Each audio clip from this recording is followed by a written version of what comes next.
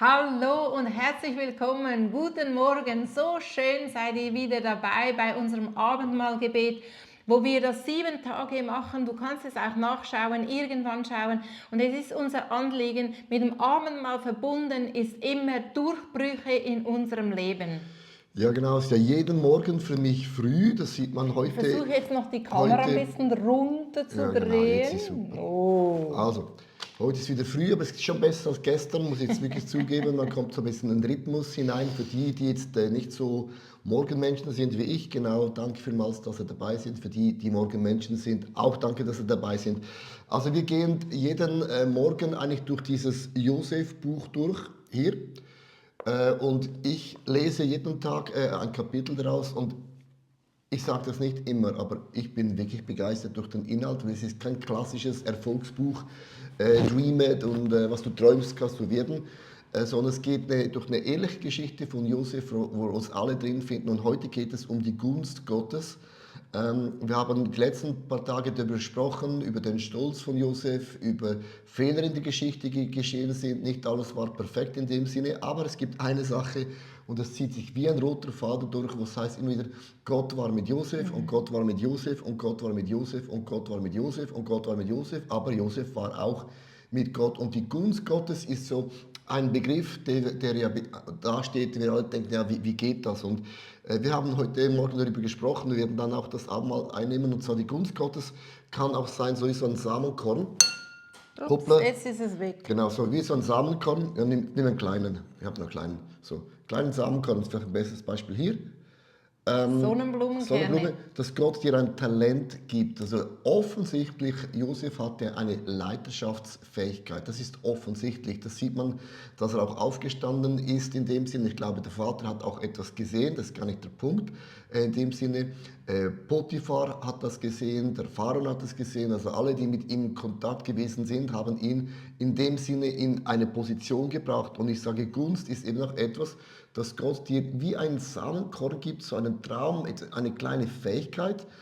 Und man denkt immer, ja, danke vielmals Gott, ist das alles, weil es heißt in der Bibel, und ich möchte es euch ganz kurz vorlesen und wir werden dann auch für das beten. Ich war erstaunt, und zwar im Leben von Jesus heißt es in Lukas 2, Vers 52, und Jesus nahm zu an Weisheit, an Größe ist gewachsen und an der Gunst bei Gott und den Menschen. Also Gunst ist etwas, was in uns wachsen kann, zu Gott und auch zu den Mitmenschen. Susanne, du hast einen interessanten Gedanken vorgesagt. Ähm, Gott hat den Josef immer wieder da eingesetzt, wo auch ein bisschen so seine Fähigkeit war. Du hast einen Gedanken gebracht, habe ich noch nie so gesehen.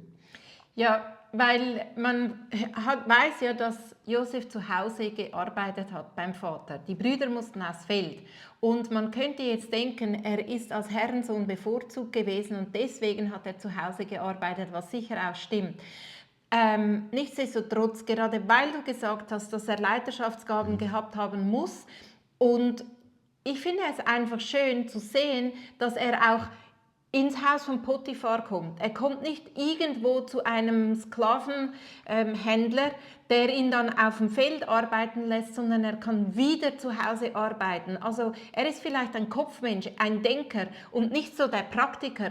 Und Gott leidet es so, dass er zu Potiphar kommt, wo er wieder zu Hause arbeiten kann. Es gibt in seiner Geschichte, 1. Mose 39 vielleicht, ich habe es jetzt nicht rausgeschrieben, genau die Stelle, dass er wieder zu Hause arbeiten kann. Und das hat mich so berührt, weil ich einfach merke, Gott sieht seine Begabungen, er sieht seine Talente in all diesen misslichen Umständen, wo er reingerutscht und reingeraten ist, sieht ihn Gott und er gibt ihm den Platz, wo er mit seinen Begabungen und seinen Fähigkeiten aufblühen kann. Und das ist er offensichtlich, Ja. weil es heißt im 1. Mose 39, Vers 1 und 2, und ich habe es aus einer englischen Übersetzung, weil das nochmal richtig schön formuliert ist und ich liebe, wie es da steht, der Herr war mit Josef und er war, obwohl Sklave, erfolgreich, wohlhabend, was so viel heißt wie angesehen und blühender Mann. Man stelle sich diese Attribute vor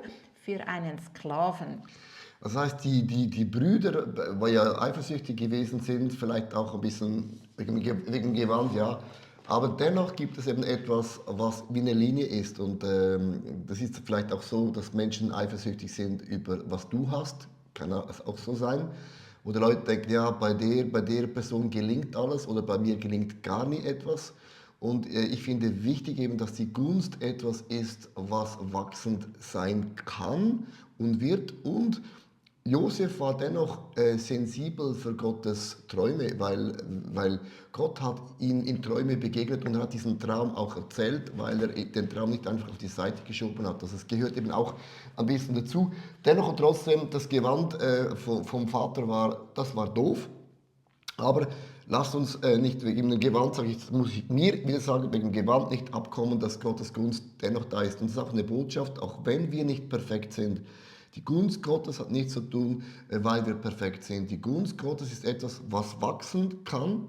Die Gunst Gottes ist etwas, was zunehmen wird. Und an der Gunst Gottes kann man auch etwas arbeiten, dass ich ein Gefäß bin, wo Gott mehr und mehr auch Dinge ausgießen kann. Susan hat noch 2 Bilder und dann werden wir ganz praktisch zusammen das Abendmahl einnehmen, weil das ist ja nicht das Ziel, sondern wir möchten am Anfang so ein paar Gedanken mit euch teilen, damit wir dann auch wissen, für was nimmt man das Abendmahl, sonst hat man immer die gleichen Themen. Und das ist auch ein Schlüssel. Wenn du ein attraktives, prickelndes Gebetsleben haben möchtest, brauchst du verschiedene Themen. Sonst sagst du immer das Gleiche wieder, zum Beispiel, oh Gott, ich brauche mehr Finanzen, ich brauche ein Haus, ich brauche einen neuen Job. Also dann wiederholt man das immer wieder und das wird ein bisschen langweilig, weil ich glaube, effektiv, wenn man eben auch ein Buch nimmt mit verschiedenen Themen, merkt man plötzlich, da stimmt, da hätte ich auch noch Potenzial. Und dann wird etwas lebendig.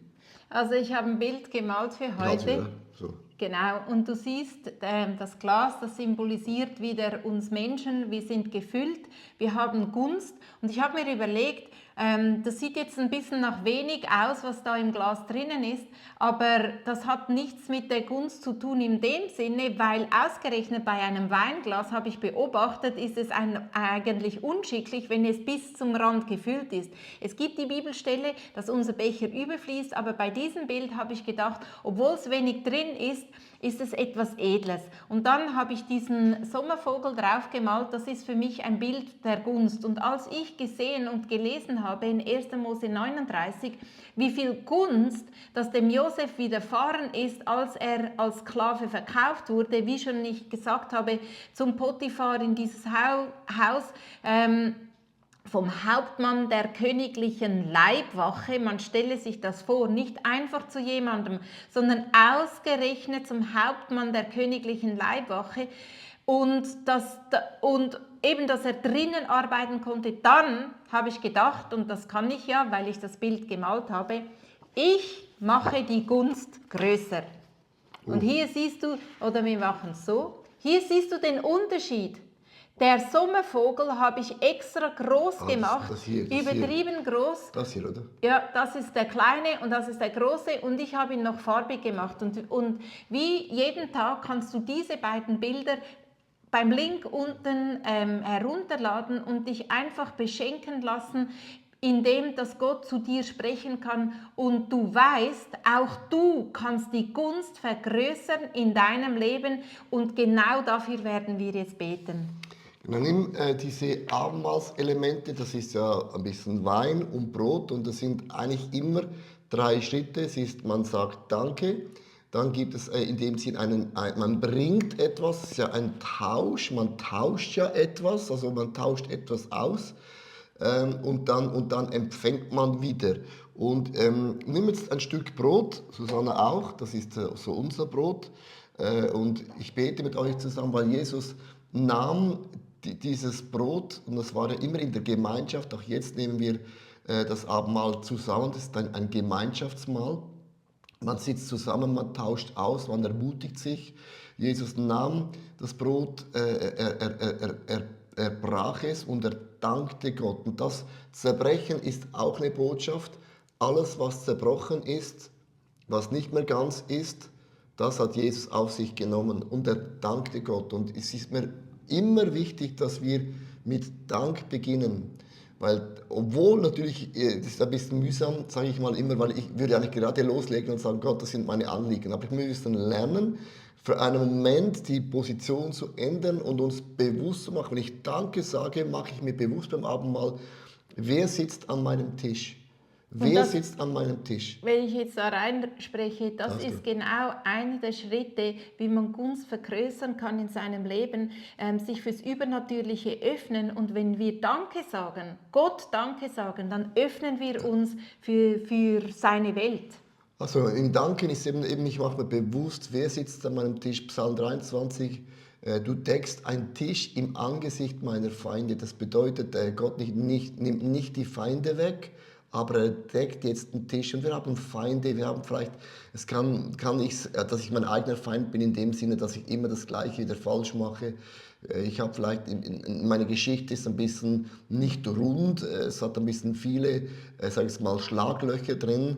Und ich bin dankbar, dass die Gunst Gottes und die Treue Gottes und du bist für mich noch nichts mit dem zu tun hat, was ich geleistet habe. Und das ist ein mega wichtiges Statement, dass du jetzt dir bewusst machst beim Danken, ich habe eine Position. Und das musst du dir jetzt mal vorstellen, das hat nichts zu tun mit deinen Fähigkeiten, mit deinen Träumen, mit deinen Zielen, ob du jetzt die Bibel gelesen hast oder was auch immer du alles machst, sondern es ist eine Position. Im Danken nehme ich eine Position ein. Eine Position ein. Wer du Ja. bist, ein Sohn und eine Tochter Gottes. Und wenn du dir jetzt vorstellst, kannst du machen mit geschlossenen Augen, du sitzt am Tisch vor den Augen deiner Feinde und der Tisch ist gedeckt für dich. Und ich hatte so den Eindruck, Feinde können sein vergleichen. Du bist vielleicht eine Person, begabt, um auf dem Feld zu arbeiten, begabt, um praktisch anzupacken. Und du vergleichst dich aber mit den Personen, die auf dem Bürostuhl sitzen, vielleicht weil sie keine schmutzigen Hände bekommen, aber das bist du gar nicht. Also vergleichen ist vielleicht ein Feind, wo du dich davor setzt heute. Vielleicht ist ein Feind zu kurz kommen. Vielleicht ist ein Feind, du fühlst dich minder bewertet oder minderwertig im Gegensatz zu anderen. Was auch immer deine Feinde sind, die Gunst verhindern in deinem Leben. Der Tisch ist gedeckt vor diesen Feinden für dich und es wird heute anders werden. Ja. Wir danken und das ist ein Statement, weil Danken schützt vor Wanken und Loben zieht nach oben und das ist das erste Element, wo man einfach ein bisschen bleibt. In dem Sinne, bei das Abendmahl ist ja nicht, man hat es zusammen genommen und hat auch ausgetauscht. Wo bist du dankbar? Was hat Gott getan? Wo hast du aber auch, hat Gott auch Dinge getan, die sieht man gar nicht. Also ich sage, die viele Wunder, viele Bewahrungswunder, wo Gott Engel schickte in der unsichtbaren Welt, von denen werden wir nie Notiz bekommen und denken, wo war Gott und wo ist Gott? Und Gott denkt, du hast keine Ahnung, heute waren wir alle richtig beschäftigt. Also ich danke auch für die Dinge, die sind nicht auf meinem Radar, die kommen mir nicht in den Sinn, das ist nicht in meinem Blickwinkel, sage ich jetzt einmal so, weil du tust und bewegst größere Dinge, dass ich mir das jemals vorstellen kann. Und jetzt machen wir einen Tausch und die Gunst Gottes hat nichts zu tun, wie ich das schon gesagt habe, ob wir jetzt perfekt sind. Und wir bringen jetzt diese Themen. Für Josef war das gewesen aus seiner Perspektive, die Brüder wollten ihn umbringen. Ich meine, das ist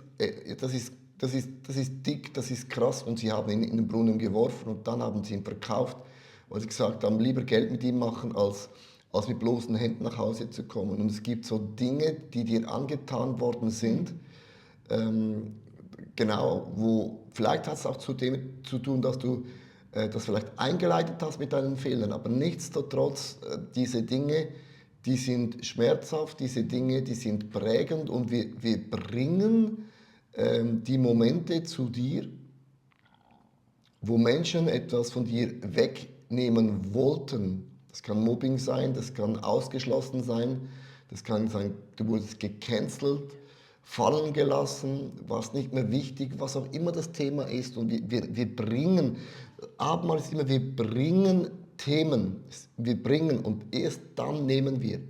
Und jetzt kau dieses Brot, weil das Brot, sagt Jesus, in meinen Wunden werdet ihr geheilt. Und während ich etwas bringe und auch loslasse, beginnt Gott etwas in mir zu heilen. Und da geschieht eben Heilung. Beim Bringen geschieht Heilung, weil man das loslässt oder man deponiert es bei dir.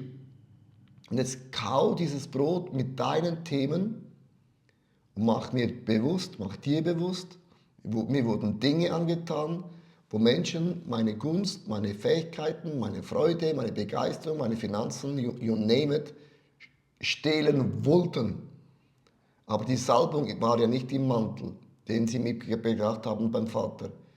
Und du kannst auch die Gunst Gottes über einen Menschen nicht brechen. Das ist unmöglich, auch in deinem Leben nicht. Also nimm jetzt das Brot als ein Element.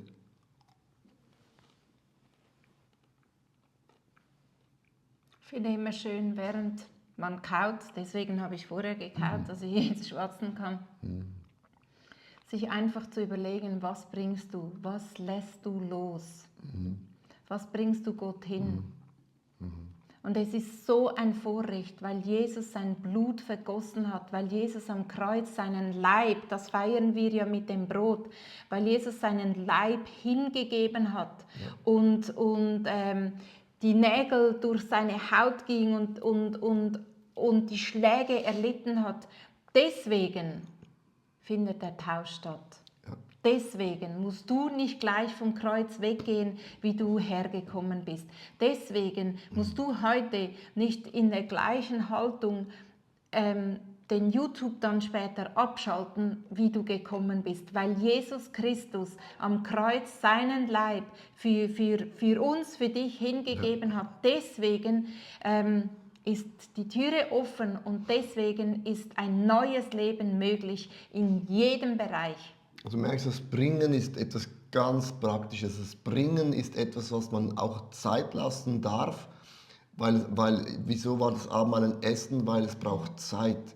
Man tauscht aus. Es ist eben ein Austausch, ein Dialog. Und jetzt nimm diesen Wein, dieses Element, und das ist das Blut von Jesus Christus. Man sagt, ich habe immer so als Slogan, ein Tropfen von Blut von Jesus hätte genügt, um alles zu vergeben, aber hat alles sein Leben gegeben, weil im Blut ist Leben. Und in uns pulsiert das Leben von Jesus. Nicht mehr ich lebe, sondern Christus wohnt in mir. Und das ist ein Bibeltext, den ich so liebe, um mir immer bewusst zu machen, nein, es ist nicht mehr der kleine Leo, sondern die Dimension Gottes wohnt in mir. Und das bedeutet, die Gunst Gottes ist mit dir und niemand kann dir das stehlen. Jetzt trink das im Bewusstsein. Und jetzt empfange ich etwas und der Kelch Etwas. ist Gunst. Ja, Gunst, genau, ich empfange Gunst, nicht einfach etwas. Genau, Gunst. Gunst hat im Urtext, und ich bete das über dir, bedeutet auch das Wort Gunst beim Josef.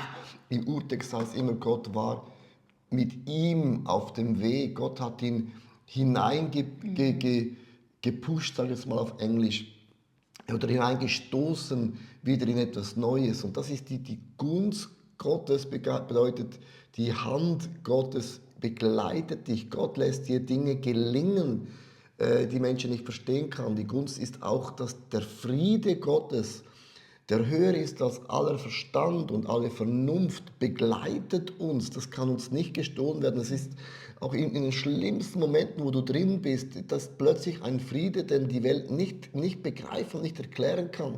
Es ist auch die Freude am Herrn, ist meine Stärke. Mit meinem Gott wirst du über Mauern springen. Du kannst über Mauern springen, du kannst dem Sturm befehlen, du kannst den Berg wegbewegen. Du wirst über das Wasser gehen können, du wirst Schlangengift trinken und nichts wird dir anhaben. Und ich möchte diesen Vers jetzt nochmals über dir lesen, weil der finde ich so schön von Jesus. Und Jesus nahm zu an Weisheit. Ich bete, dass du zunimmst an Weisheit. Und das hat Josef lernen dürfen, weil er war nicht ganz schlau mit den Träumen, dass es so gesagt hatte. Du wirst zunehmen an Größe, du wächst in deinem Alter und an der Gunst Gottes wirst du wachsen bei Gott und bei den Menschen. Ich spreche das aus über dir. Und ich sage, dass der Geist vom Pech, der Geist der Niederlagen, der Geist vom Vergleichen, der Geist vom Jähzorn, der Geist auch von dieser Minderwertigkeit, der Geist vom Pessimismus, Diese Dinge breche ich heute im Namen von Jesus Christus über dir, weil wir Christen sind gesegnet worden mit einem anderen Geist, den diese Welt nicht empfangen kann. Die Welt kann diesen Geist nicht empfangen. Der wurde ausgegossen durch einen Geist. Also wir sind eigentlich in einer Position, wo die Welt nicht ist. Die muss sich den Frieden irgendwie ertrinken oder errauchen oder erhaschen.